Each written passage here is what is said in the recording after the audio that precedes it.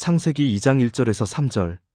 오늘 본문은 하나님이 6일간의 창조 사역을 마치시고 안식하신다는 내용입니다.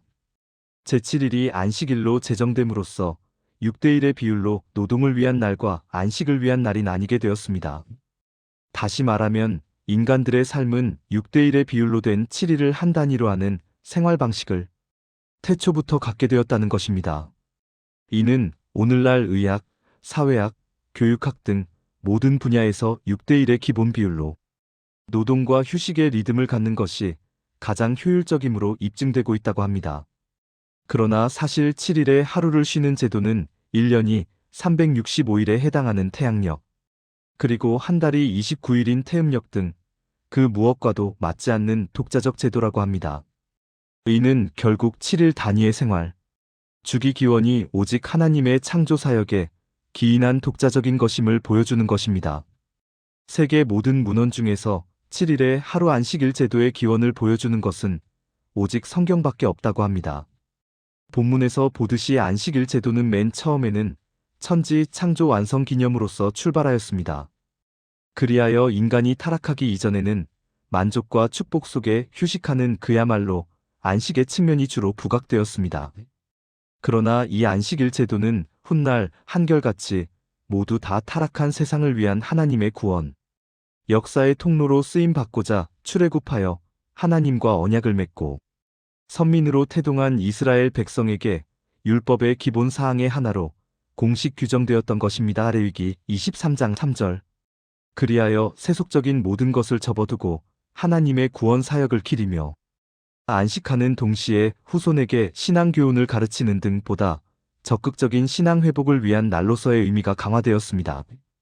그러다 신약 시대에 이르러서 이 안식일 제도는 그리스도의 부활을 기념하는 주일 제도로 승화되었습니다. 사도행전 20장 7절. 그리하여 마침내 안식일 제도의 가장 기본 개념인 안식은 물론이며 성취된 우리 구원을 감사하며 모든 성도가 삼위의 하나님께 직접 나아가 경배하고 성도와 교제를 나누며 순전히 영적 교제에 힘쓰는 날로 발전되었던 것입니다. 2장 1절. 천지와 만물이 다 이루어지니라. 히브리어는 시작과 끝이나 처음과 나중을 언급하여 그 가운데 있는 모든 것을 포함하는 경우가 많은 바산무에라. 17장 11절 본문에서 말하는 천지는 단순히 하늘과 땅만을 창조한 것을 말하는 것이 아니라 그 사이에 있는 모든 것까지 포함하여 하나님의 창조 대상에서 제외되는 것은 단 하나도 없다는 의미를 지닌 것입니다. 또한 만물로 쓰인 히브리어 단어는 하늘 천사들의 무리나 태양, 달, 별과 같은 천체를 가리키는데도 사용되었다고 합니다. 그러므로 본문에서 말하는 만물은 천사와 같은 영적 존재나 천체와 같은 웅대한 별자리를 포함하여 우주에 존재하는 모든 것을 다 가리키는 표현으로 볼 수 있을 것입니다. 즉 앞서 나온 천지란 단어와 더불어 삼라만상의 모든 피조물을 가리키는 것입니다. 본문에서 동일한 의미를 지닌 천지와 만물을 거듭 언급함으로써 단 하나의 예외도 없이 모든 존재가 하나님이 만드신 피조물임을 다시 한번 강조하는 것입니다.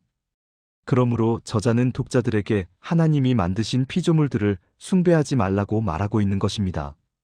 만약에 이런 피조물을 숭배하는 것은 이것들을 만드신 하나님을 모독하는 행위라고 신명기 4장 16에서 19절까지 말하고 있습니다.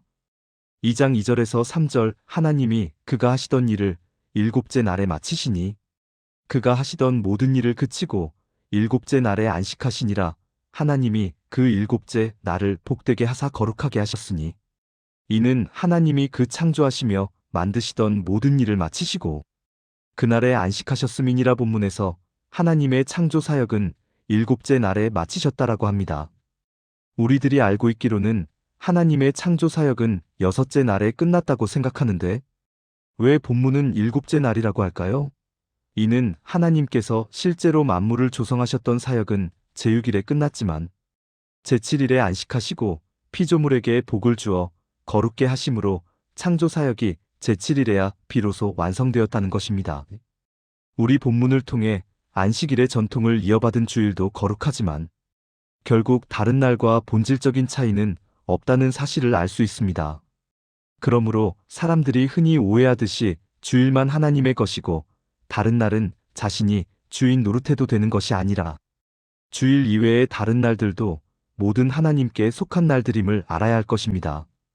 다시 말하면 다른 날도 주일과 마찬가지로 거룩하게 하나님께 바치는 삶을 살아야 한다는 것입니다. 한편 하나님께서 취하신 이러한 창조 제7일의 안식을 근거로 10계명의 제사계명에서 안식일 규례가 공식적으로 입법화되었고 출애굽기 20장 8절에서 11절, 그리고 이 규례는 오늘날에 이르기까지 주일의 규례로 하나님의 자녀된 성도들에 의해 계속 지켜지고 있습니다. 또한 하나님께서는 일곱째 날에 복을 주심과 더불어 거룩하게 하셨습니다. 본문에서 거룩하다라는 것은 깨끗게 하다, 구별하다, 드리다로 번역되는 단어입니다. 따라서 성경에서 거룩이란 흠과 티가 없이 깨끗하며 다른 부정한 것과 완전히 구별되어 순결하신 하나님께 드리기에 합당한 것이라 할 수 있습니다. 그러므로 본문은 하나님께서 천지를 창조하신 후 스스로 안식하신 제7일에 대하여 복을 주셨으며 그 결과로 이날이 깨끗게 되었으며 구별되었던 것으로 이해할 수 있을 것입니다. 그러나 제7일에 대하여 하나님께서 복을 주시고 거룩게 하셨다는 것은 단순히 이날 하루만이 복된 날이며 거룩한 날이라는 의미는 아닙니다. 왜냐하면 제7일은 전 창조 시간을 결산하고 대표하는 날이며 동시에 전 창조물을 하나님의 기쁘신 뜻에 따라 인준하고 안식하신 날이기 때문입니다. 따라서 제7일은 창조 사역이 실제로 진행되었던 1일에서 6일과 구별되는 날이기는 하나 따로 떼어내어 생각할 수 없습니다. 그러므로 모든 날을 대상으로 복 주시고 거룩게 하신 것으로 이해해야 할 것입니다.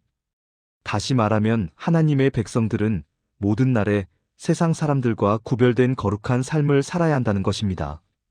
절대 영으로서 늘 한결같으신 하나님 본인에게는 안식이 따로 필요 없으셨을 것입니다.